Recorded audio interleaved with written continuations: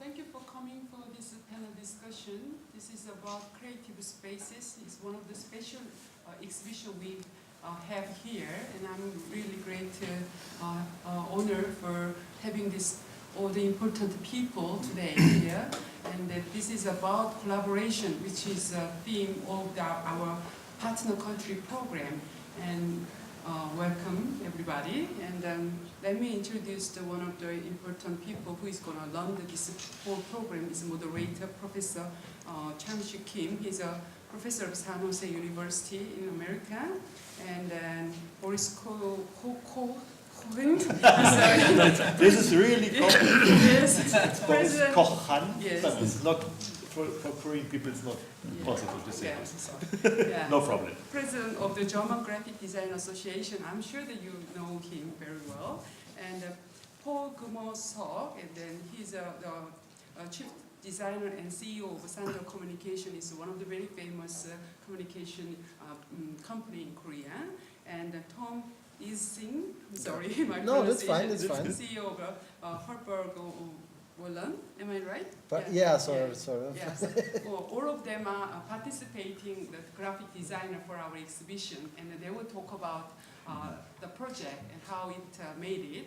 And then on top of this one, and Professor Kim Chang-Shik and Mr. Boris, they are a curator of this exhibition. I'm the organizer of the exhibition. So I want to hear more about the exhibition, why the idea behind and the process of the exhibition behind. So please welcome them to. Okay. Hello everybody, good afternoon. Do you have a good lunch? Yeah. We actually lost a group of people who we had a lunch together. I don't know where they are right now, but we were just have very casual discussions about our project and some other related topic to MCVW. Okay. As she introduced to me, I'm teaching graphic design in San Jose State, California, originally from Seoul, Korea. We actually gathered together here to make the wonderful collaboration project between 12 German design studios / individual designers and another 12 Korean designers and companies. We also share a lot of different experience through this project, but we want to start with some personal opinions about their professional career in design and the business as well. Okay, so I'm going to just ask everybody, maybe starting from Boris, what are the particular moments when you thought you want to be a designer when you were young? When I was young, I wanted to become a journalist, not a designer. It was the basis, and I wrote a lot of poems and other things, and I started with the school magazine, and we needed to make the design, and so we went to a design studio, and they helped us, and at this moment I became interested in design. So I'm originally not want to become a designer, I want to become a writer and journalist, and this was a changing moment, and from this moment on I have done both, designing and writing. So what was a particular instance and moment that made you to change from possibly journalist to designer? This was very crazy times, a lot of politic things. It was a collective in Munich here who have done all these things what you need for demonstrations. The Spruchbänder.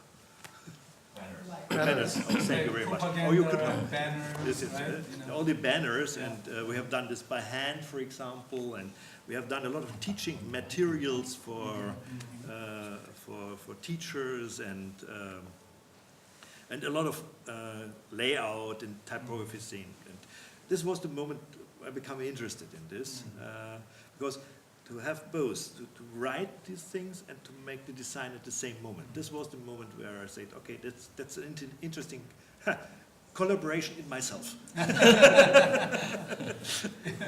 Yeah, you know, I think most of the time, a lot of people, when they have a story or the message of some important, you know, happening, they want to visualize that information, and I think that could be one of the reasons that he wanted to be a designer. This interesting story. What about Tom? Well, I didn't want to become a designer either. At the beginning, I was very Really? much, Both of you.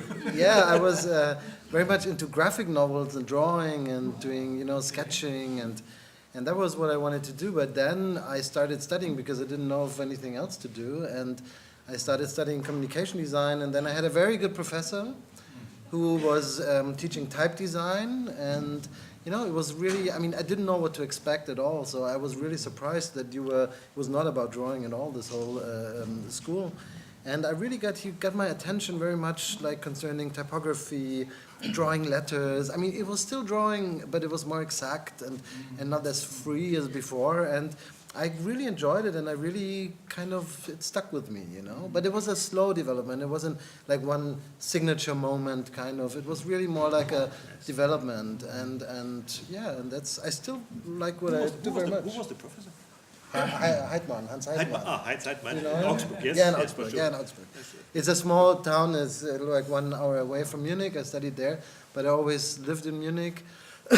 Yeah, and he just retired now. And Yes, I know. And yeah, and his professor is, I don't know who's getting it now, Yeah. but hopefully someone good, because But he was here really he good. was a guy who teach you exactly drawing and all these Yes, I know. I spent like 2 weeks on an A. Yes. You know, it was like an A, and no, seriously, and there was like black color and white color, and like after 2 weeks you could see Probably like large hundreds. scale, Yeah, right? you. Yeah. It was like this, Okay. but you could see hundreds of millimeters. You could, your eye was so totally into this one letter, and it was really, it was like taking drugs, kind of. You know? So that's actually interesting. Normally, people who like comics and illustrations and Yeah. just pure drawing, all of a sudden change their mind to see very precise, minimal letter structures. That's interesting, you know, Yeah. to change. But I guess that's typical situation when somebody meet very inspirational person, the entire life may change. Oh yeah, it did really. Yeah. Okay, Paul, what do you case? Yes, I have a momentum to becoming designer. So maybe 50 years ago, so I live in countryside. 50 years ago is like He is very young. Near my home, there was a very big American army. So because of that army, sometimes we could see some American English books. okay. Yeah, at the time, I saw the American magazine, you know, the Reader's Digest. It was very famous magazine. Yeah. Yeah, so someday I was maybe the elementary school boy. So I saw that book first time. It was so amazing and fantastic. The typography is wonderful, and the image and the editing of the book was wonderful. So at the time I thought I want You to, want to be a- want to be a designer. It's Just inspiration Yes, from that yes, one I got. magazine. Yes, I got very strong inspiration from that magazine. Still I have wanna- So and Yeah. then after 30 years later, I got a job in the Korean edition of Reader's Digest That's as That's bliss. yes, as an art director. Okay. I mean, Great. here's a little something I want to add on. Those of you who may not know the design scene 50 or 30 years ago in Korea, there wasn't any strong curriculum at school teaching typography. Everything was illustration, advertising design, more about visual expressions rather than very precise editorial design at all. So that's one of the very interesting moment, not only Paul, but some other designers, they've got strong influences from good examples of foreign magazines. But his case was very unusual and lucky because you have a I think Korean so. edition of such a famous magazine. Okay, let's move on to a little bit of our theme of the event. Before we talk about the Creative Spaces project, let's talk about the overall theme of the main event, which is a smart design. I know some other people they have a discussion, but I'm just wondering, because we are all graphic designers, normally when we think about the term smart design, people associate to either architecture, experience design, or product design, not so much graphic design. So I'm just wondering how each of you may interpret the meaning and the concept of the smart design as a visual communication designer. Boris? Cool. Thank you. Well, smart design, yeah. Maybe it's design that doesn't like want too much from the viewer. Maybe it's something that you don't really recognize at first, and it still works. You know, it kind of. It shouldn't be too loud. It shouldn't be too soft. Maybe we were doing one project lately. There was a new reworking of the corporate design of the Bauhaus in Dessau, which is of course very difficult because it's not a building and it's not a school, and it's more like an idea. It's like it's got this background, of course, that everybody knows, and there was really, and there we really had to find something very smart, because you cannot just make a logo and put a logo and everything. That wouldn't be enough, and so we kind of tried to really transport the idea of this whole thing, and then we just used the Arial, the typeface, which you never use for any design because it would be too boring. But it's kind of, it was in this case it kind of seemed right, because this is like the most used font there is in the whole world, and this is kind of like the idea that's behind this rethinking, starting from zero and so on. Like all the ideas, they were very in the 20s were very big at the moment, but they still apply today. So that was like, I don't know, this is kind of a way to like really try to do it in a smart way, kind of, just don't follow trends, don't look it up on the internet, don't go to blogs, and just really dig deep into the problem and try to find the right solution for this problem. And this is and if you find it, then maybe this is smart design. I don't know. But don't you feel the subject matter of that given project is already very significant, historical event, not as an educational institution, but also the whole image of the Bauhaus already has its own concrete image. So I just believe that must be very hard to break through, not to yes, it was. Yeah, yes. not to like a redesign or remake their images, but how did you deal with it? Well, as always, there's lots of research in the beginning, and we talked a lot with the director and the people there, and we've been there many, many times, and at first you have to understand how it is today and how it was in the past, and what's the same and what has changed, but the idea is like sustainability, for example, was at the 20s. In the 20s it was like a thing they were discussing about very much. That's how they, the people came up with designs. They were unusual at this time, and like what's the Stahlrohr? What's it called? Like the steel, like the furniture, yeah, and this is the same applies today, I mean, this is like it hasn't changed. So yeah, we really try to not see this thing as like it's a UNESCO World Heritage building, but this is just one little thing of it, Of course, the architecture is important, but there's so many more things that are as important as well. So that's kind of like the approach we try to go there.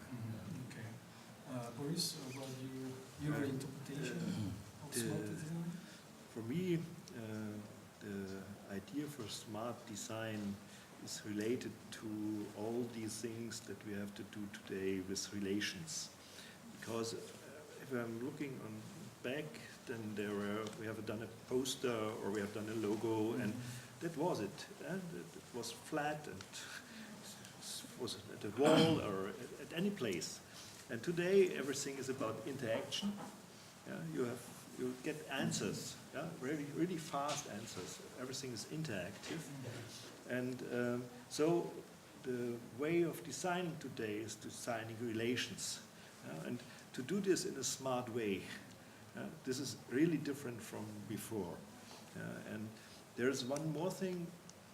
If you look in these hysteric times, there are many aspects where you have to look for new ways to communicate. For example, a lot of designers always start their work to break rules. Yeah? If you make a good design, often you broke rules. Yeah, they initially made the rule by Yes. themselves, and then they Then you break break it. them, yes. Yeah. That's good. And there's a rule breaker on a high level now called Trump. Yeah? And so as a designer you have to think about smart design in a way, probably don't break any rules anymore, for example. I see, I see. 저에게 스마트 디자인은 두 가지로 요약을 할 수 있습니다. 하나는 기술입니다. 왜냐하면 By the way, Miss Lee will translate. Sometimes he speak Korean, sometimes English. 기술인데 저는 이제 그 폰트를 디자인하고 생산하는 사람으로서 처음에 글자를 만들 때는 뭐 페느릴을 그렸고 그 다음에는 픽셀로 찍었고 그 다음엔 아웃라인을 그렸고 그 다음에 지금 현재는 폰트를 딱 한 개만 만들어서 밸리어블하게 다양하게 그냥 자동적으로 사용자가 마음대로 이 웨이트를 만들어내는 그런 기술의 아주 혁신적인 변화가 계속 이어집니다.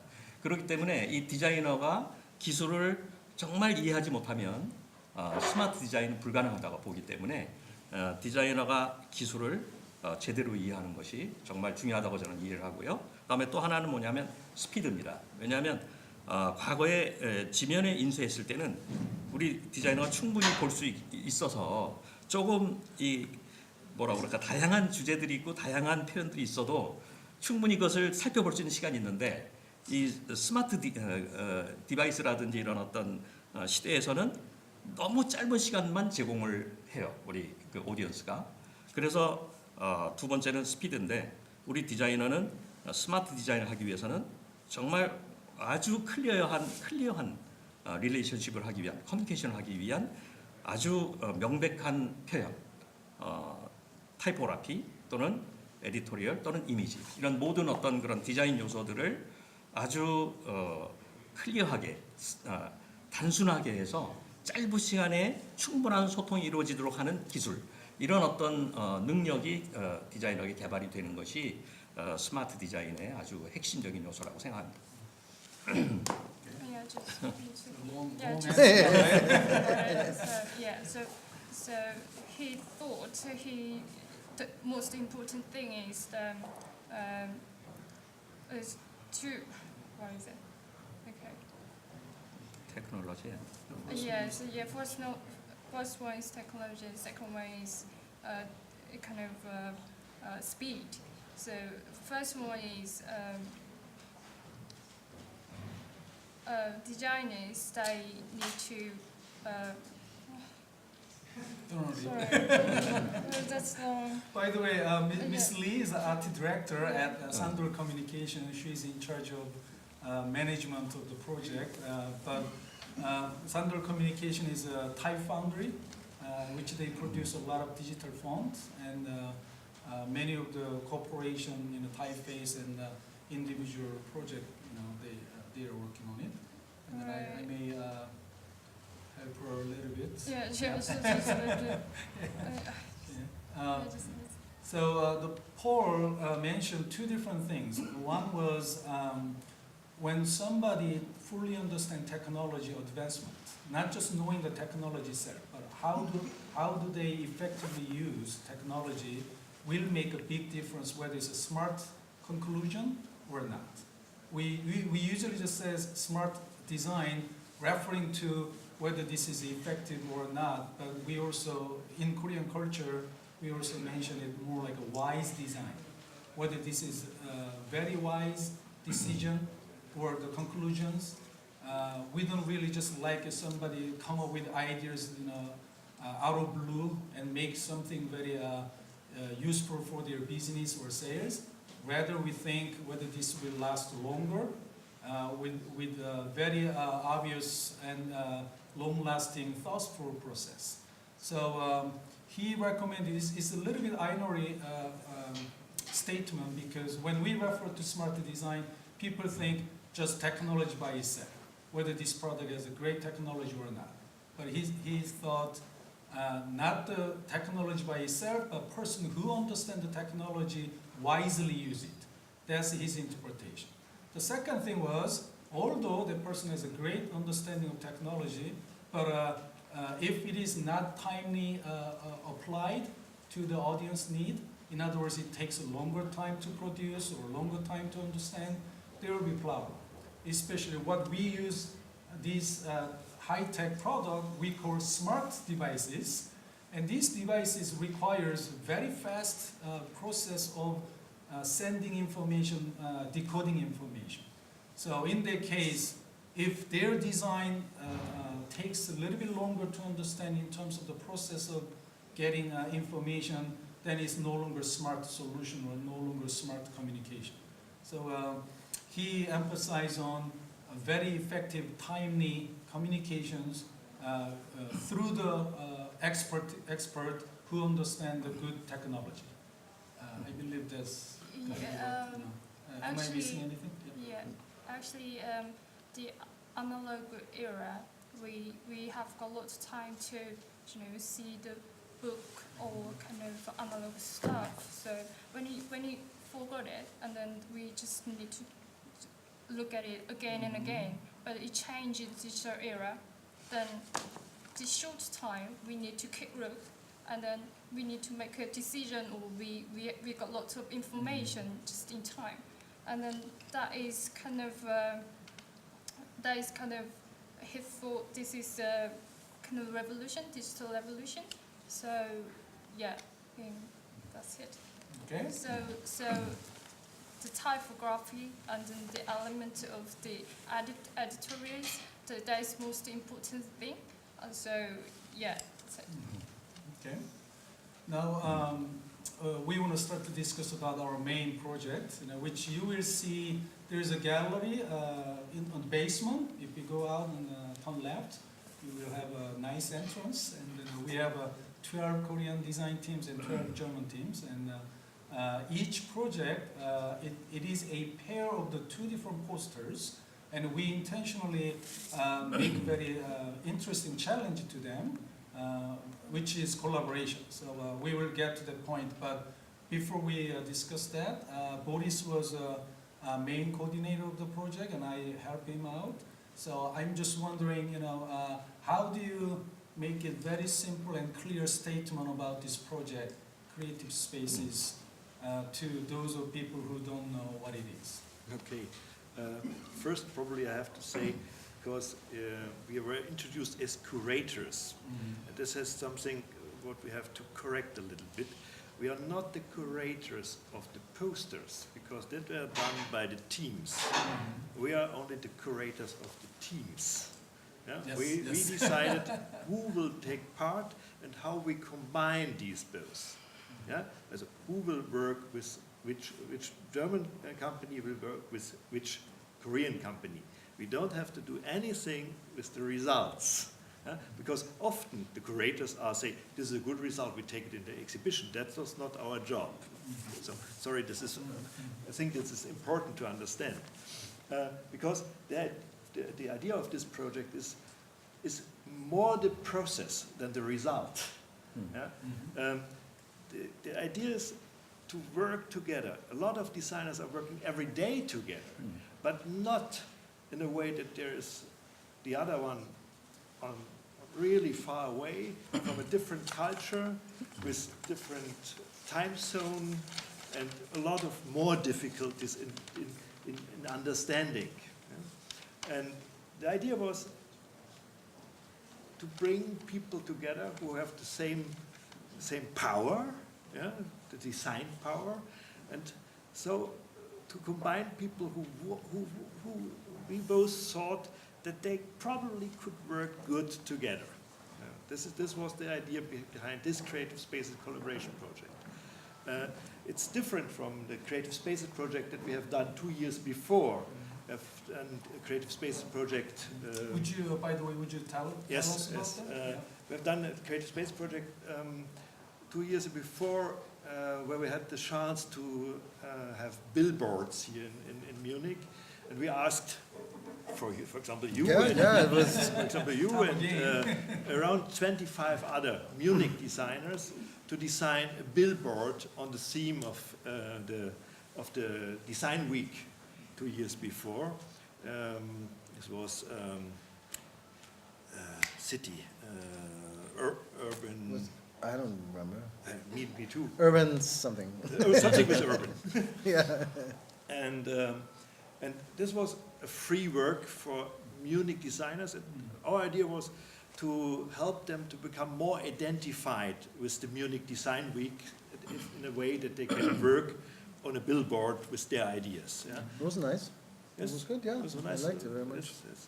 And we had some problems because Ströer, who have helped us, that they sponsored the billboards, but at the end the places were not that good. Well. So the final work actually installed as a Pardon? real final work was installed Installed, yes. Yes, yes. as a real yes. billboard. Yes, a real billboard, and it was for 2 weeks. Okay. Yes. And the idea was, it was the same.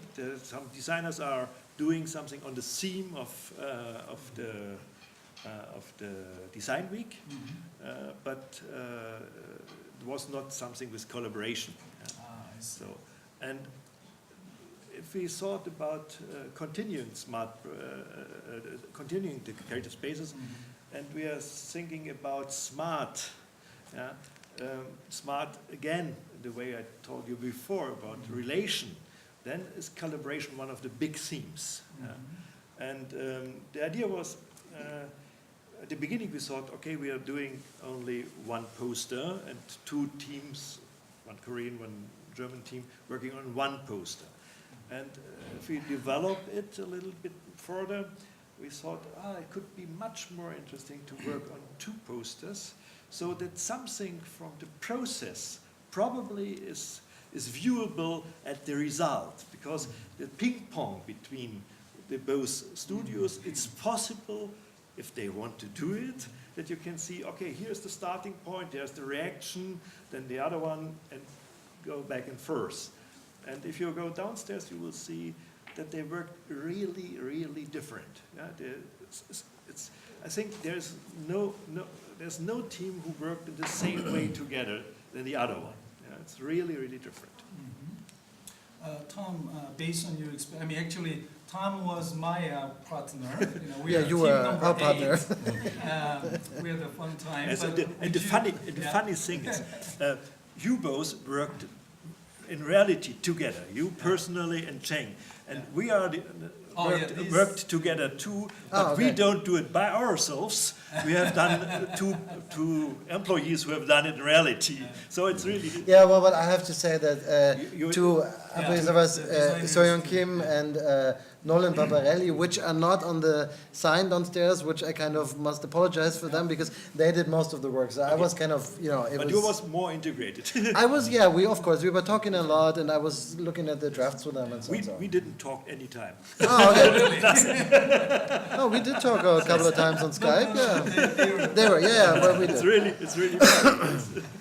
So anyway, so Tom, what's your experience through this project? Well, it showed that it's very easy and very, very possible at the times we're living in to do something like this because of all the technology you have, and it's it's just so completely easy. You talk over Skype, you send files, and you look at it, and you can do it so quickly, and it's just great to see that this is happening, because I've been around for quite a while now as well, and so I know times where it was just such a very long process, even doing like a design for a poster, and you had to print it out, and then the printer was broken, and then and the file size was too big, and so on. And now it's just so easy and so quickly, which I personally think has lots of advantages, even though, kind of sometimes the time is missing for maybe like think it through and so on. But I think if you know that and you take your time, then it's just so much more enjoyable to work that way. Was there any big difference in between the one that you did 2 years ago, only Yeah. only among German designers, and what we have here, Korean and German teams? What was the Well, difference? you can't really compare because it was like a huge, it was called 18 Eintel poster. It's like one of the big Billboard. ones, billboard, big billboard. And what we tried back then was to kind of work with we did an optical illusion, you know, because I mean it's not a moving image, it's a still image.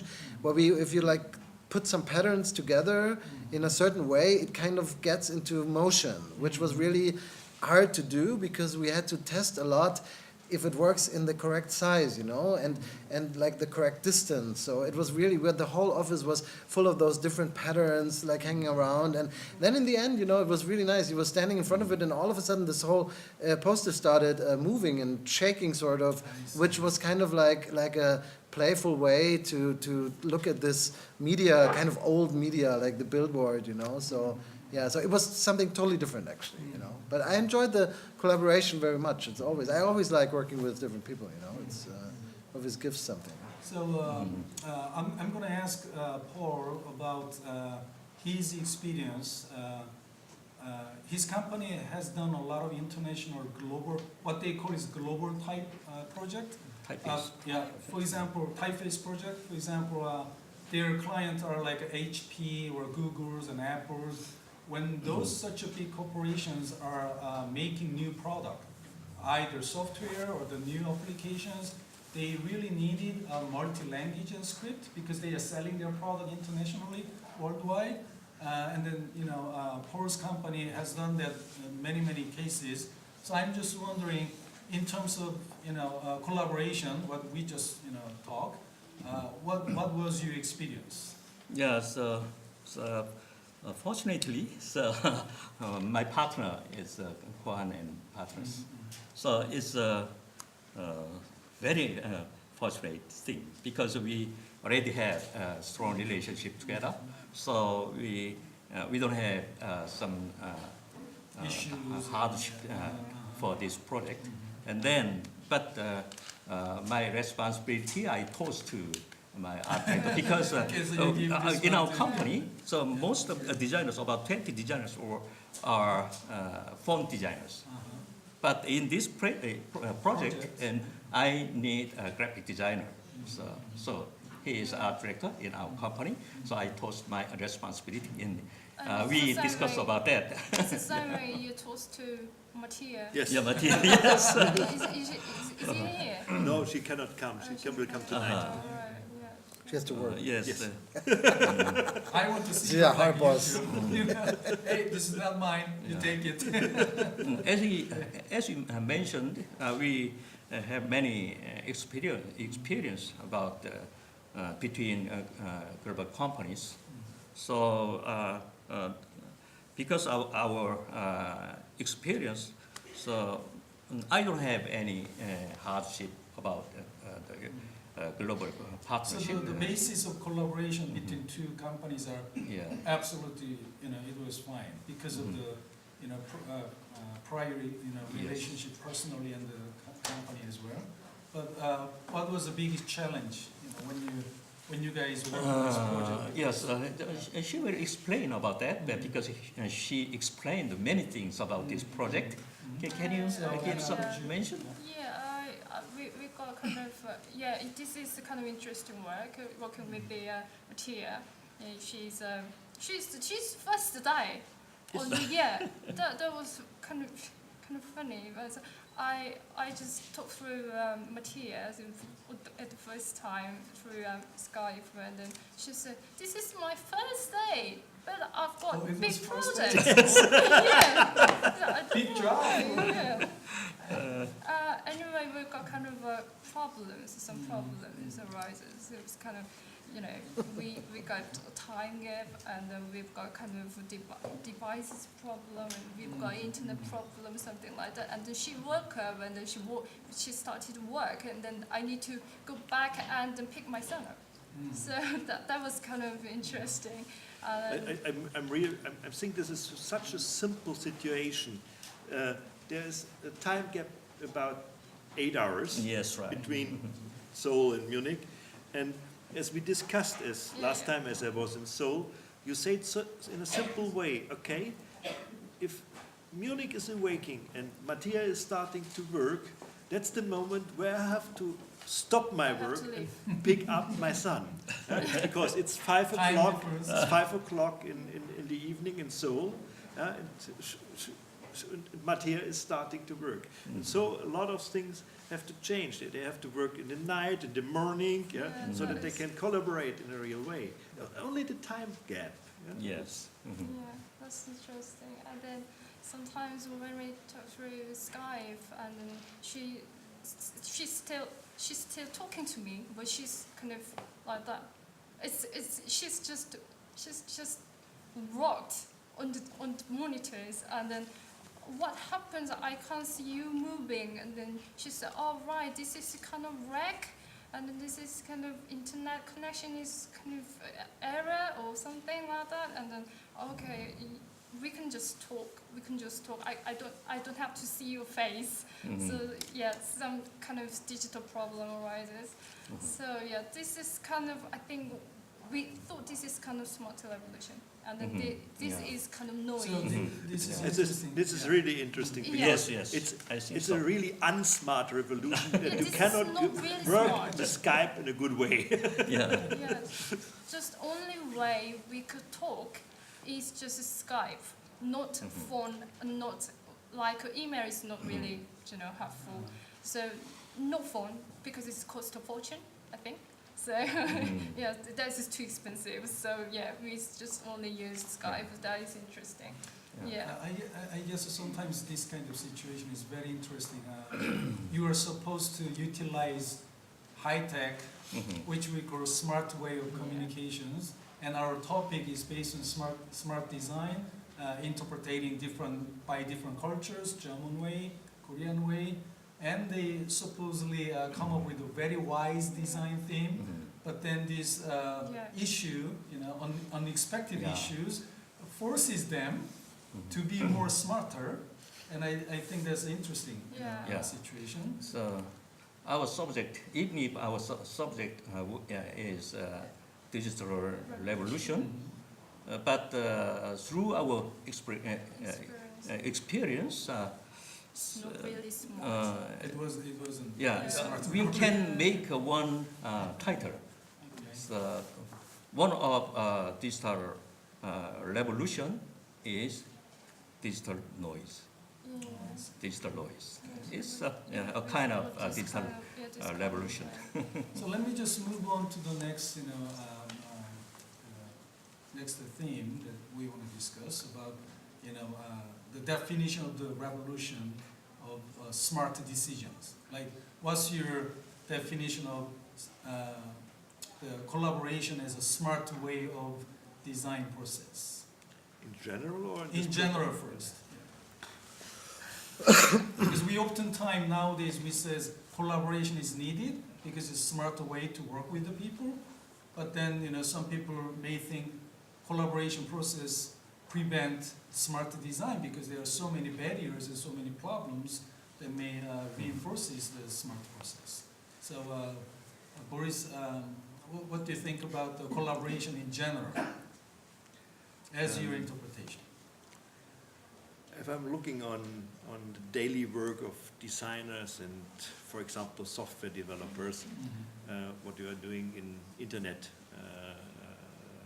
you're doing internet projects, then there is the big word agile. Yeah? Everything has to be agile, and you have to sit together on the screen, and there's a software programmer, there's the designer, and for me, it's a good way to work together, yes, for sure. But on the other hand, a lot of things where designers go really forward are not possible in the same way because they are so concentrated on the collaboration at the same moment on the same theme. Yeah? If they are working together at the same screen, software developer and Copywriters and planners. designer, then sometimes it's only a mixture and not a really good idea at the end. Yeah? this is, it's not in general, but this often I think it's only an average. Yeah. An average of So all you the physically, people working you there physically together. work with the different people, Yeah? either in the in-house in a structure or externally. So you're referring to the situation, collaboration isn't about just physically interacting or, working Okay. together. I think interesting is collaboration like our project, the Creative Space project, because this is a collaboration where everybody brings his own meaning in, his own experience, and there is a time gap, and it helps sometimes to think about the idea of the other and to react. Yeah? If you make the really daily cooperation in companies with title agile, then I often think it's only average. The results are only average. Tom, what about your thought about the... Well, we do collaborate, of course, with many people that don't work in our office, obviously, like journalists, architects, all kinds of different people. And I always enjoyed this very much. I mean, I started in the editorial design world kind of as well, and I always liked it very much that you do not have only graphic designers, but you have journalists, you have photographers, you have illustrators, and I'm watching more what other people do than what graphic designers do, because I think this is more inspiring and more interesting.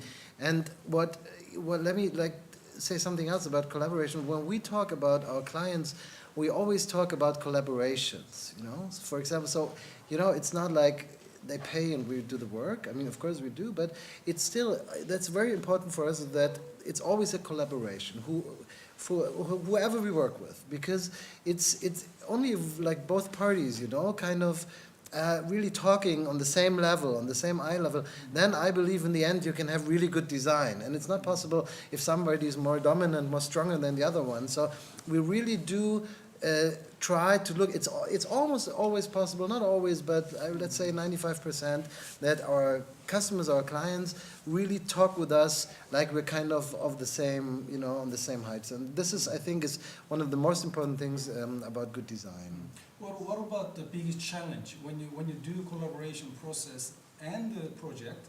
What was the most difficult things to handle? You must, yeah. Maybe what I just said, that you kind of treat each other with the same respect, and you really try to understand each other, and you don't. What's Dienstleister? I don't know what this is in English. Do you know what this is? It's like when you just get paid and do something, and this is not working, People because take it as a job. yeah, it's not. It's. I mean, of course, it is a job, but it's much more, because you really, if you really want to find a good solution, the other part has to really take time and explain everything and let you know all the details. Because how can I understand how this theater works? I don't know. I've been there 2 times, but I mean, those people, it's their business and they run it and they know everything about it. So they have to tell me, what the problems are, what the good things are, what their goals are, and then you can start developing solutions design wise. And I'm not only talking about design, I'm talking about communication much more, So yeah. And this is probably, and we end collaborations as well if we feel that this is not working. Because then in the end, it's not going to be a good solution, and that doesn't help anybody. It doesn't help us because it's bad reference, and doesn't help them because it's not the best solution that they could get. So. What about, when you, more than 2 different parties, let's say there's a designer, planner, content developers, photographers, and other professions. When you work among those people, if the final decision or outcome is not going to be a good way what you thought before, in other words, you kind of predict this is going to be bad or something problem at the end. How do you prevent that and try to put that on the right track so you can be happy at the end? Were there any experience like that in any of you? Yeah, many. I mean, of course, it And always the goes. question is, It's not a straight line. It goes into strange ways, and and you don't. The goal is there, but I don't know how you get there. And you just, of course, it needs somebody with a strong opinion, of course, and kind of push it back and on track sometimes. It's the and old question that Self-feeling, design thing is not a democratic process at the end. no, it's not. It's That's what I thought too. Like, you know, normally people think we have to have a good, you know, most of opinions that are satisfied, not just one strong opinion to lead everything. So you want to be very. You have to balance it. Yeah, it's a balance. It's a of balance. course. Yeah. Good design is often a teamwork, Mhm. not always, but often a teamwork. Especially, like you said, in editorial design, you need Yeah, a it's lot of yeah, different lots people. of different people. So you guys believe. But at the end, you need somebody who can say, okay, we do it in this way, not in this way. Okay, so you still believe, even comparing to typical client project versus collaborations among, you know, other, you know, professions, still same approaches to make a conclusion at the end, no matter what happens. We had a Or long were there time. any We have a special long relation to one client. It's from the tourist industry, and we have a really good relation. And sometimes he say to us, okay, this is only a very small briefing, and we don't want to see anything. You have to print it and deliver it. Yeah, it's nothing on the whole process with us, and this is really difficult. Yeah, that's very difficult. This is yeah. the moment where you have to do all decisions in the way the client is thinking by yourself. Yeah? And at the beginning, as he came with this idea, yeah, I say something what I want to have, and then everything is done by you, and at the end it is printed, and you have to deliver it. Yeah? He saw nothing, but we have to 3-4 times with him. And it was really complicated because normally it's interaction with the client, something where you can become sure that your ideas is in his mind. Yeah. So the client, sometimes it's good to have a client. Yeah.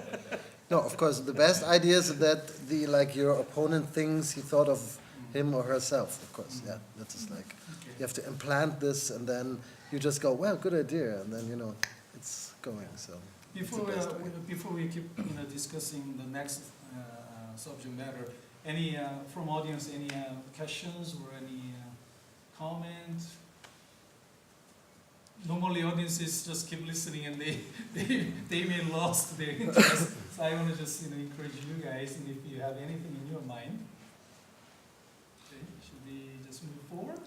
And you can think about your question, and then we can do at the end. I'm gonna talk to Paul. As I mentioned before, he's done a lot of global typeface projects. So I'm just curious. You are not just, you know, working with one entity. You have to think about, for example, HP project, like 15 different languages. Although you are responsible for Korean font, but you have to understand the other matters, you know, while you are working on your project. Yeah. So through that experience, what was the most challenging aspect? Yeah, so in most cases, the global collaboration and collabo project. So we have to have our own language to develop our typeface. But when we make one design for Unity, we have to try to make similar each other country's design. But as you know, the China font, they have their own unique beauty. And Japanese font also their unique beauty they have. Korean also. But the concept of beauty is different each other. But we have to put together in one font. So my greatest challenge about global collaboration is to respect and understand other nations' culture, language culture, and typeface culture. So we have embrace the other nations' culture and very different style of beauty. Understanding different countries' cultures must take a long time, you know, to get it right, because it's not like, you know, you got 2 months is deadline and you try to understand everything. That should be very hard. I think it's really interesting that you say it's not like I understand what you say, it's not the reason. The solution is not to make it similar. You have to interpret it in a way that it looks that it has to do something with the other, but it Yeah. don't have to be the same. Mhm. Yeah? I think this Not is same. That's really important. And then there's the difficulty to make balance the all different typefaces. So that is our problem and our still question how to make a Sometimes people balance. think, you know, the design more about the visual look and feel, but in this case, very important the way how, you know, the other cultures people read the informations and write the information and even, you know, make a good integration with others. Yes. It's not about the visual structure, Yes. more about the, as you said, the cultural background, why people read this way, why people used to design this same as the visual element, but, you know, their interpretation is different. The same question that I asked Tom to you, you must have also very difficulty when you're stuck with some problem because you have to agree with all of those Yes, participants. yes. Who made the decision, or you know, and how you conclude the best solution? Because there has to be somebody or something really control. Otherwise, all 16 different, you know, languages and expert and the designers, they have to deal with. It's, it depends on the project. So about Google Lotus Sans project, so the major supervisor was Lundy in America. He always communicate with us, and then he hear our opinion through all the other countries, and then we have a special chance to communicate and discuss about that, and then he make decision at the So time. although you collected all the Yeah, opinions, depend but on the he has project. to Yeah. responsible to Yes. make a decision. We also think through this collaboration project, we thought design theme has been changed a little bit, not just our project by itself, but how people, you know, think design as a general term. So I want to ask all of you, how do you, you know, approach when the new generations are thinking completely different from what we used to do in terms of the design, you know, the concept of the design, or the design education, even that's more relevant, I guess. Because when we were at the school 20 or 30 years ago, the design has a certain specific, you know, practical aspect. Now design is everywhere, and then the learning process is completely different. So you think does the anyone- learning process is completely different? Yes, you think it is? Yes, sometimes yes, sometimes no. So my question though, what's your prediction or your thought, the good design education it has to be in the future? Or what made it different from design education before and now and the future?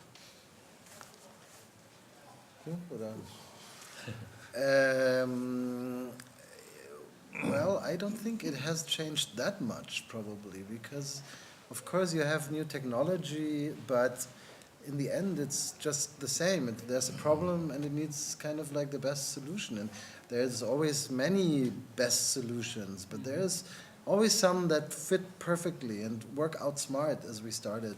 So I think it's just you need like a very high level of flexibility, because if you start studying now, 4 years later, the technology is totally different now, you know? I mean, you start with like, I mean, when I started studying, there wasn't computers around, you know? And in the end, I did everything on like one of those first Macs. So, I mean, if you bring enough flexibility, then it's good because you can adapt and you know, I mean, it's like a website is not that much different than a poster or like a radio spot or whatever. It's just about like communicating something. And however you do that is just, you know, it's not the channel. It's just different channels. So I think it's not that much different. So you believe changing technology or evolution of technology doesn't really affect design education at all? I think it does, but I think you should rather learn to adapt to technology and use the technology and really try to understand what the technology can take you, you know, and how you can use it creatively instead of like studying the technology, you know. What about the aptitude, like a student aptitude? Let me answer. Let me add something to this.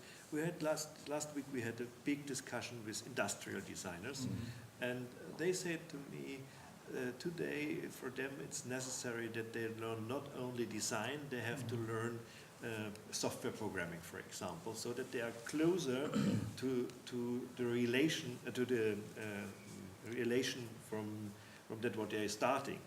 And I'm not sure about this. Probably industrial design is a little bit different, but at the end, it is the way of thinking to come to a result. It's the way of interaction in the process. I think that's much more important than to learn software development, for example. If you, sorry, let me add one more thing. For example, in architecture, you know, you can have like, different way of approaching things than maybe many years ago. But if you think that this is the best solution for the problem, then you just find somebody who is like a specialist in this field, and then you collaborate, as we said before. And I think maybe this is one skill that is much more important. While you question about this education, that that people really should understand to collaborate, to really talk to people, to really think of like the best people for the solutions, you know, and bring them together. And that needs social skills, you know, kind of. And maybe, skills. yeah. And often I think it would be wonderful if designers learn to speak better about the way they're working, about that they That's learn a to describe, presentation. to describe their ideas, to make better yes. presentations. And sometimes learn to write about the things, because that will change the way they can formulate things. So. But you know, the basic reason why I asked the question was, we all understand, you know, the tools and technologies is not about the design, it's the way we utilize it. So I absolutely agree. My question was actually really focused on the students' attitude and the way they approach to the design education by themselves. Because, you know, I'm teaching at the school, and more than 20 years, I saw big changes of their attitude. Like what? Can you explain? Like, for example, like back in days, they actually put themselves in a situation where they 100% devote. And whether, regardless, they have a skill set or whatever, they have a first passion. Number two, the willingness to take a risk, and socialization skills, because they didn't rely on technology at the time. Most likely they have to produce by themselves. But now, so many convenient tools and so many support other than what they can do. So in other words, the education scene at the university nowadays is more about, you know, I'm just handling some technical aspect so I can make something. Even though they got good methodology and good directions, you know, to explore the options to solve the problem. So design is a solving problem.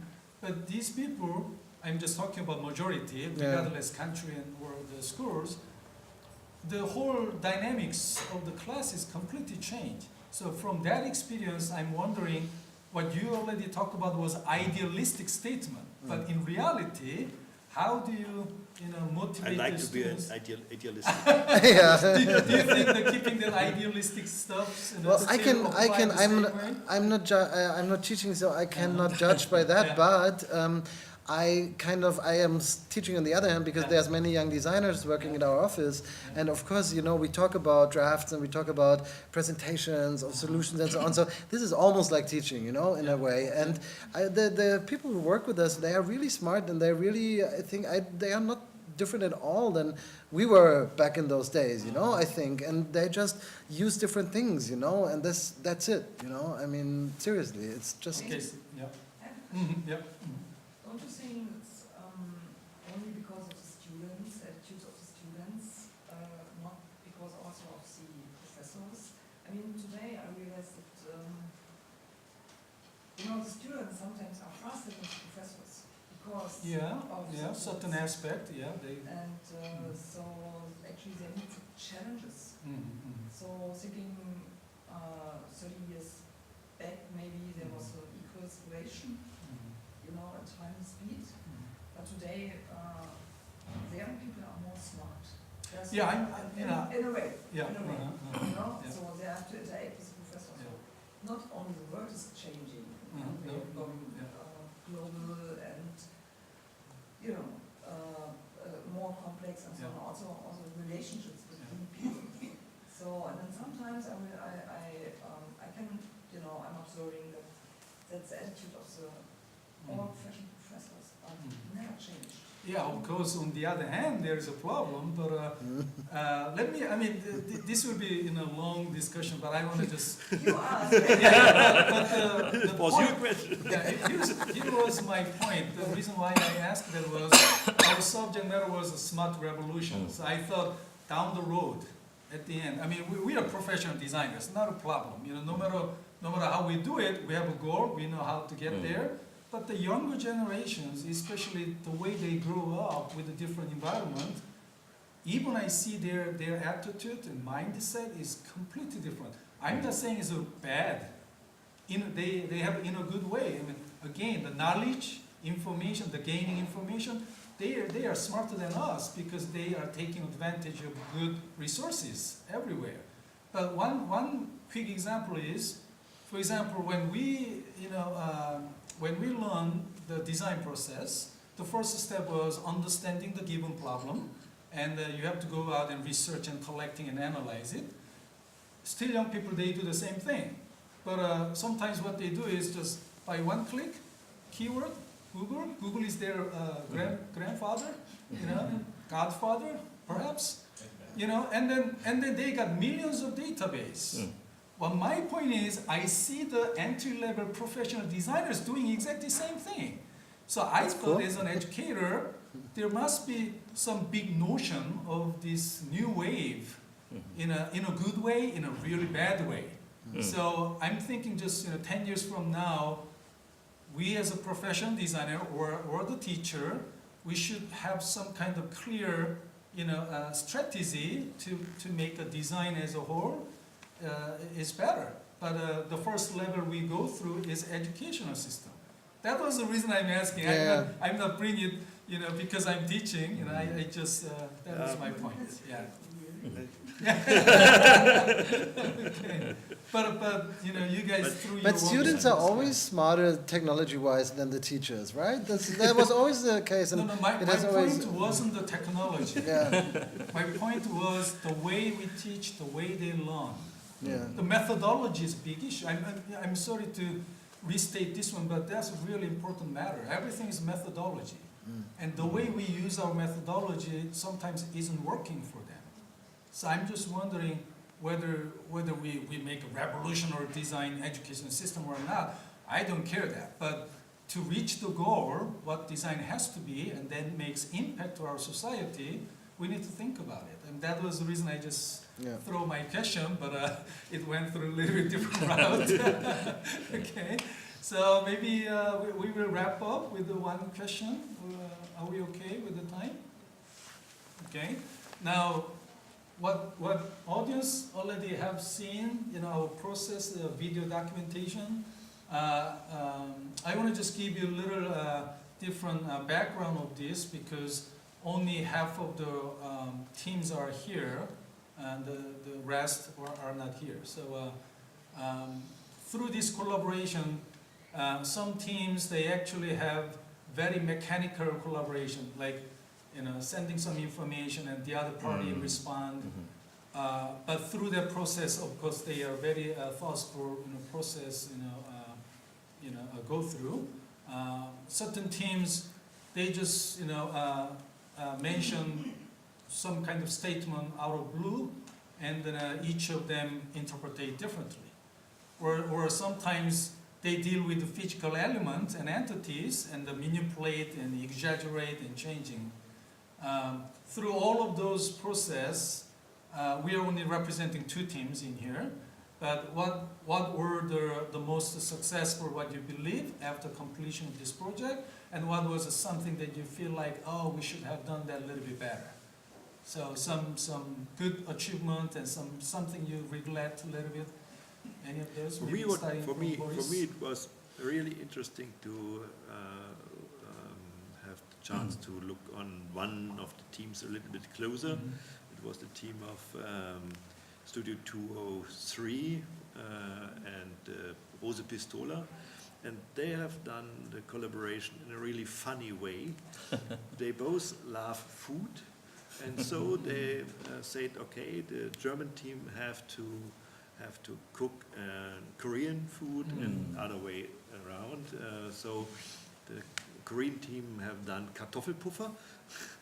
Nice word. Nice word.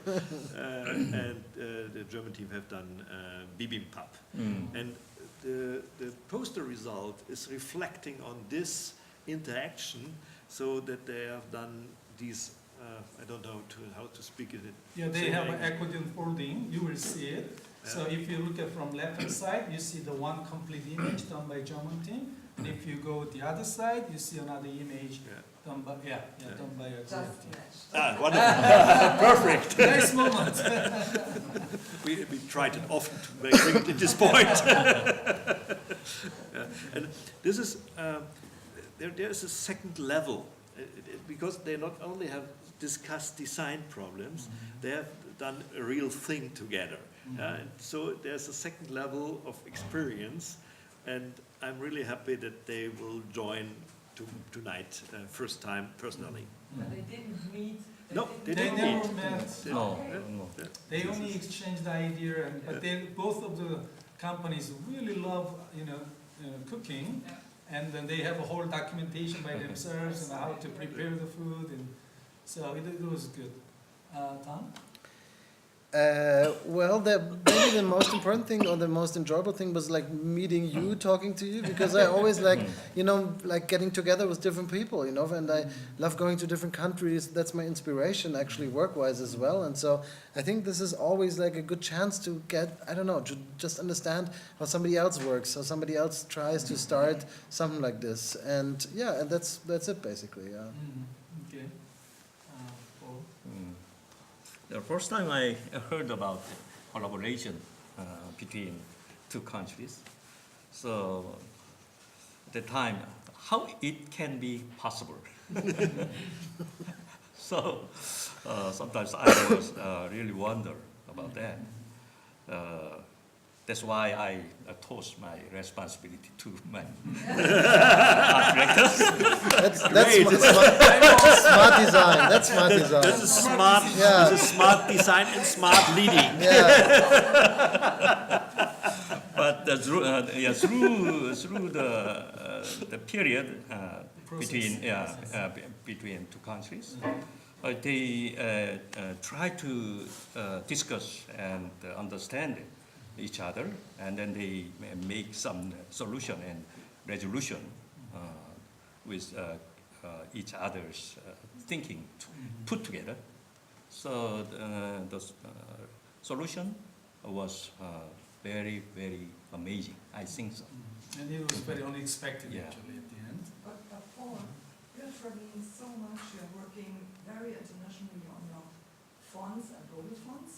Why you were wondering about this kind of project? Because it's Europe, or because it's a You time mean gap, since or- he already had experience in global relationship and collaboration, why he was wondering? Yeah, Like but why you were- for typeface project, it's good, no problem. But in this case, it's a new media, the poster. But I don't have it. For him. Try to get Okay, next time we do a typeface together, okay? Okay, good. I got it. I don't have any idea about the poster. So to sum up this little discussion, I want to ask Boris, just like this, situation, what was the reason you chose a medium, the poster as a medium of this project? Oh, There could be a lot of different things we could do. that's simple. because this is a wonderful possibility to make an exhibition during something like a design week, so that there is a result, what is hanging, and people can look on it. And there's another idea. We hope that we can bring this exhibition next step from Munich to Seoul, so that the people in Seoul could have the same experience to look on this. And I hope it is possible to bring some of the German teams to Seoul, like I'm often in Seoul and I love Seoul. So the project made us physically really interact each other. Yeah, that's what I said. That Yeah, will lead to future collaboration. You come with us? yeah, I'd love to. Yeah, of course. Welcome to Seoul. Never been to Seoul. Okay. So for our question in here, to sum up, any idea or thoughts if we do? I mean, if you do coordinate this project again for next year event, any ideas? Certain things you want to change? Oh, there are developing some aspect. very of good what new we've done? ideas for next year. They already exist. Top secret. They are top secret, and we will change from communication graphic design to product design next time I see. with the Creative Sport project. That's the only thing I tell. Okay. We don't tell it. We don't tell anything. Okay. Any of you want to say, your last word? Oh my goodness. Please, Have a some cigarette? last words. You never know tomorrow. No, I'm very much looking forward to tonight, because then everybody's going to be here. Opening, yeah. Especially, we had a small advantage because we had one of our the people who worked there and us was Soyeon Kim, and she's from Seoul, so it was kind of a small advantage. And she's going to be here tonight as well, and Nolan as well. He's from Switzerland, and so you can meet all of those guys as well. Yeah, okay. Okay, so now is the time to take some of your questions. Any questions do you have? Maybe. So you were bringing up the topic about the change in design and design education. Yes. And I was also wondering about that because the notion of design and its responsibility has much expanded. So maybe some examples would be, in the past it was less network, less connected, and also it was more material focused. And today design responsibility has much expanded also to immaterial things. So as a result, design education perhaps, I was wondering if it would adapt to that. Are you asking to me? To Oh, everybody, To right? everyone. And perhaps just one detail, Yeah. if there is a different thinking in general design education and maybe focused how much this expansion took place also in visual and graphics design. Should I answer first? Yes, please. Yeah, okay. General things about the design education that includes every design aspect, like from 3D, 2D, time-based, all of those design education, which I believe when we are talking about education in design, probably people go back to earlier 20th century, where we really change our society based on the process of product, the way we live. Now, so at the time, people had a strong goal: make a product more convenient, usable, with a reasonable price, so everybody get the benefit out of that product. Not the noble people or higher authority only access that such a great product. I think that was a main definition of the design, like design for all. That's what I believe. But once this one changed to from analog to digital, which I refer to late 80s, like when personal computers came out on the market, people thought, oh, this is a little tool, this tool doesn't do anything for us. I clearly remember that was a time I just entered to entry level of teacher, and people think, oh, ignore this one, this little box that makes a little something, not gonna be creative by itself, not gonna make anything that I wanted. But 20 or 30 years later, right now, look at what we are doing. We still have to come up with idea, right? But we rely on more than half of our creative process by the technology. And I still a little bit avoid to emphasize on technology too much, but because of that advantage, the way people think about the design has been completely changed. So what my point is, somebody may say design is no longer, communicate ideas, through the form of art and technology. Design is more about what you deliver and what you receive. So just like you said, there's no more materials at all. Certain things are still materialized, like product design, but many of them are more about the message and the informations. But we still, I'm sorry to say this, but majority of schools that I visited or that I taught, they still use the same old-fashioned curriculums and methodologies which emphasize on those materialized design. And the young generations, like everybody says, they are smarter than us, the way they see the society. So they don't like what they were getting the education through the system. So I don't have an answer, but I think there's a big issue. It's not about lazy professor, it's not doing the innovation stuff. I think the whole notion of education system is still very much an issue.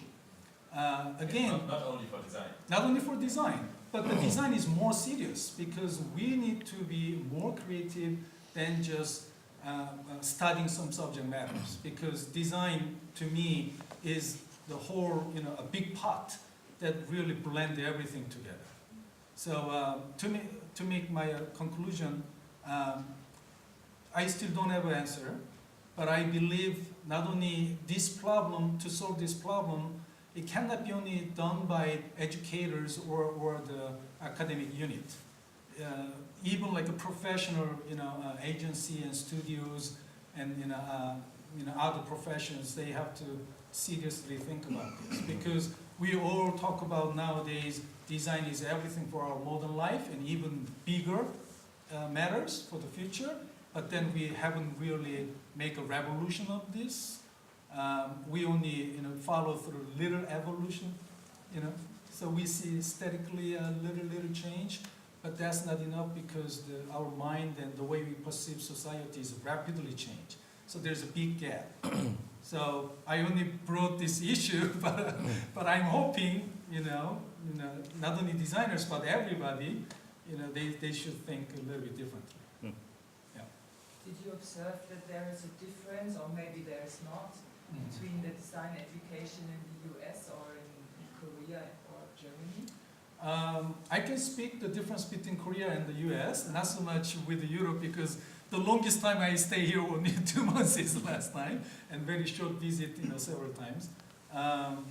The Korea and Japan and some other strong Asian countries where they have advanced technology with real strong traditional, culture, which means sometimes, it's very, manpower, kind of customs and their mindset, strong hierarchy. Here you are the boss, you are the middle manager, stuff like that society. Under that circumstance, education is always, not so much always, but most of the time, one-way directions. Like I'm the teacher, I'm delivering knowledge, I teach you, you take it, and that's the way you are educated. But on the other hand, in US, as the country has established the way what they run, they leave it open to everybody, whether they have a strong accomplishment at the end, the way they want it or not. They let the people fail. They let the people go through wrong directions because they believe they realize what the problems are and they come back and even their understanding is better. So actually these two are completely different, good and bad for both countries because US education problem is when you do that, if everybody did a good job, not a problem. But there are a majority of people who may end up completely wrong and may not come back to the right track. In that case, how do you re-educate them to make at least like the standard level? So there were big gap in the U.S. design system. That's why we've seen like Steve Jobs, for example. He never had any formal education completed, only 1 year at the college, and but at the same time you have a Bill Gates, who are real high end, he went to Harvard. Of course, he didn't finish the degree, but their passage was completely different. But the way they approach, the way they see the world, are same. So, you know, in that case, I think the big difference between those two countries. And then maybe here in Europe, maybe Tom or, you know, Boris could We say. both not professors.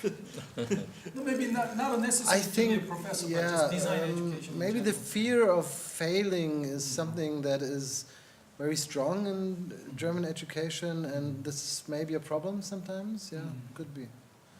But I could not compare like two systems. I cannot do that. I remember on this morning here in this venue where Kelly have done her lecture about PATI, the So school there's a for special Alzheimer's. design school in Korea. That's And Just this was a after lecture designing a design school. And there was this wonderful idea that the first step that the students have to do is to collect materials to build their own desk. The work desk. yeah. Yeah. The workplace. And nice. this is something what is a real design process. They have to do it in a way that is will last for 4 years, or 3 years. 3 4 years. Actually, 4 years. Right Yeah, now, 4 4 years. years. 4 years. Yeah, you have to collect materials, and you know this is my desk for 4 years. Yeah, I cannot change it. It will be a little bit probably, but this is my desk. Yeah? And this will bring you in another way to think about design process. Yeah? This is another way for young people, for example, to think about research. Yeah? In a way, it's a research project to collect materials. Yeah? And often young people don't learn today in the way like before how to make research, because it's so easy to make research. You say Wikipedia is everything for young people. And I think this is something what has happened in Korea, and there are some other schools, not the same, but there are some other schools who try things like this. Probably there is an aspect of future. So this is an interesting example because this is not approved by the government education department. In other words, it's not a formal school. It's almost like a private, study group, like or the long-term workshop, kind of structure. But it allows the students and the faculty work together. How the definition of the creativity is supposed to be. Like Boris said, you are not given the nice design, table. You have to make your own because that's your creative starting point, and then everything you create, you should have a reason to do it. And that kind of problems that they throw to the situation where the students have to struggle with it. They may not complete the task a certain time. The teachers still allow them keep making it, whether it takes 1 semester long or not, it doesn't matter. But that's very rare. I mean, it's kind of, again, like idealistic educational freedom, and the different intensity and different, impact. But, the many other schools have a problem. They ideally try to do the similar approaches, but a lot of different, constraint, couldn't, make everybody could do that. I guess we started a little organized way to discuss, and all of a sudden I have a little bumpy discussion. But I'm hoping all of you guys enjoy what we discuss. And the last thing is, like Tom said, tonight 6:30. Is that right? 6:30 we have 6:30, a yes. exhibition opening. And Now we will have a reception for this kind of opening of the exhibition, creative space, and all the designers will come together. Yeah, so then we will have some party and with some events and some Korean food and German beer. So it's going German to be beer? cold. So that's what we're cannot trying to. And the one last thing is very important thing is this might be great opportunity for you, and it could be very rare experience for you. Part of the opening ceremony, we will have a wonderful performance by a very famous calligrapher and a traditional singer. Both of them are very famous. You know, they will use their specialties, but it will be very experimental performance. So I'm hoping you can enjoy, and there's about 7:30 to 8. Like 6:30, 6:30. No, the performance. The performance, Yeah, yeah. So please, stop by and enjoy. But they have to come at 6:30, not at 7:30. To hear speeches. Yes, for sure. We do it very Okay. short. Okay, so thanks for coming today, and then we really appreciate, and we hope you enjoy our conversation. Okay. Thank you. Thank you.